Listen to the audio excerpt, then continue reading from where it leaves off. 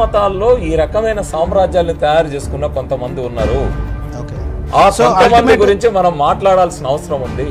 అందుకే నేను ఈ మాట్లాడాల్సిన బాధ్యత ముఖ్యంగా సైన్స్ ప్రచారకులకి, హేతువాదులకి, నాస్తికుల కంటే కూడా ఆ మతాన్ని ప్రచారం చేసుకునే ఆ మతవాదులకి ఎక్కువగా ఉంది.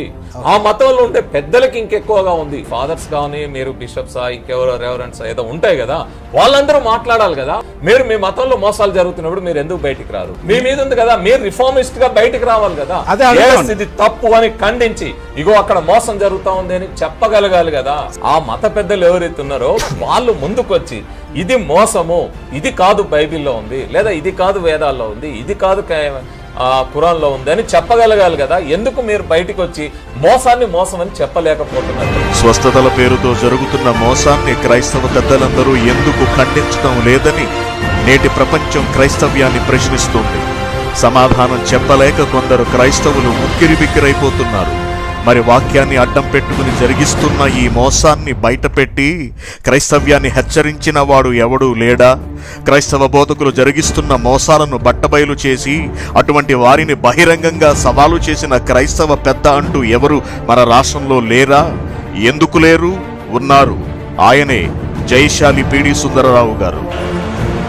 ఎవడబద్ధిప్పుడు మరలా చెప్తున్నాండి, మైదానంలో, విశాలమైన మైదానంలో నాకు స్వస్థత వరం ఉన్నదన్న వాళ్ళు రండి వేదిక మీదకి. కమాన్ ఎనిబడి. మరలా నేను వెళ్ళిపోతాను 2 రోజుల్లో. మరలా మీకు ఒక మాట ఇస్తున్నాను. ప్రపంచంలో బెన్హిన్ మొదలుకొని రావునిపాలెంలో ఉన్న ఇతర వరకు ఎవరైనా స్వస్థత చేస్తారంటే నాతో పోటీగా నిలబెట్టండి. సవాల్, ఛాలెంజ్, ఇది ఛాలెంజ్.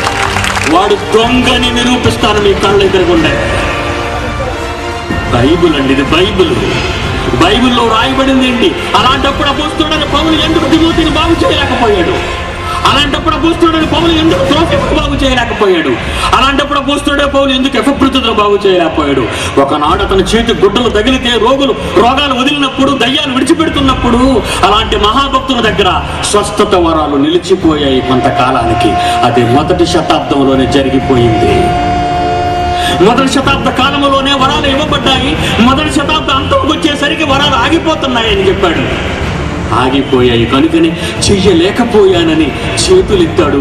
ద్రాక్షారసం తాగమంటున్నాడు కడుపు జబ్బుని. మొత్తం ఇక్కడ ఉండే పెద్దలు ఎవరైనా ఇగో ఇది మోసము, ఇక్కడికి పోకండి మీరు అని చెప్తే మీ మతంలో ఉన్న భక్తులు కదా. ఇప్పుడు అక్కడ వేవల్ నాస్తికులు, హేతువాదులు లేదా సైన్స్ వాదులు కాదు కదా.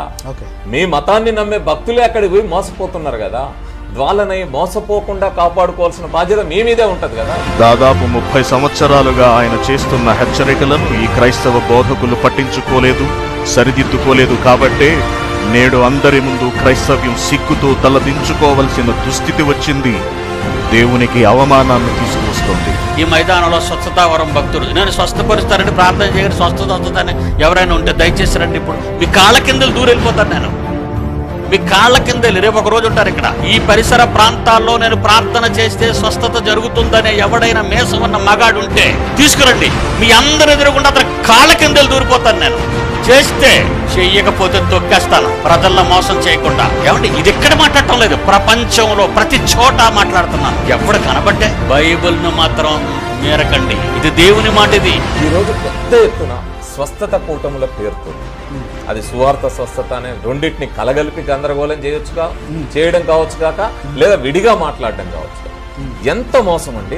నేను చూస్తున్నా, జనాల్ని పిచ్చి వాళ్ళని చేస్తున్నారు. క్రైస్తవ క్షేమాభివృద్ధి నిమిత్తం సుందరరావు గారు చేసిన హెచ్చరికలను వ్యతిరేకంగా తీసుకున్న ఆంధ్ర క్రైస్తవ్యం ఆయనను వెలివేసినట్లు చూసింది, అవమానించింది. అందుకే ఇప్పుడు తగిన మూల్యం చెల్లించుకోవలసి వస్తోంది. స్వస్థత సవాల్ నేను చేస్తాను, సవాల్ అని ఎవరైనా అన్నారేమో. ఏమండి, నేను ఇంకా 7 రోజులు ఉంటాను, తీసుకొచ్చేయండి. సవాలు చేసి స్వస్థత చేసేవాడు ఎవడైనా ఉంటే ఈ గుంటూరు పట్టణంలో పరిసర గ్రామాల్లో, ఏమండి నా దగ్గర తీసుకురండి. 2 నిమిషాల్లో ఓడించేస్తాను స్టేజ్ మీద, 2 నిమిషాల్లో. నేను అన్ని మతాల్ని క్వశ్చన్ చేసినట్టు ఇక్కడ కూడా క్వశ్చన్ చేస్తున్నా నేను.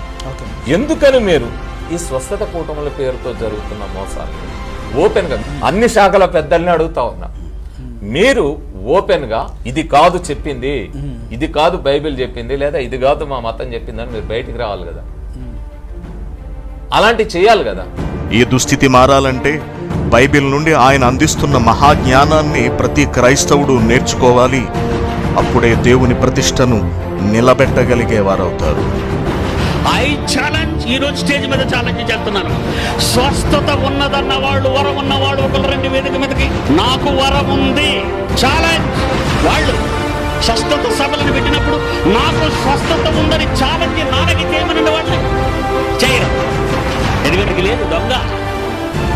ఛాలెంజ్ చేయాలంటే గుండె, సింహపు గుండె కావాలి.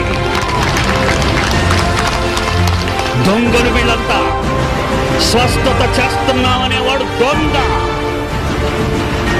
మోసగాడు.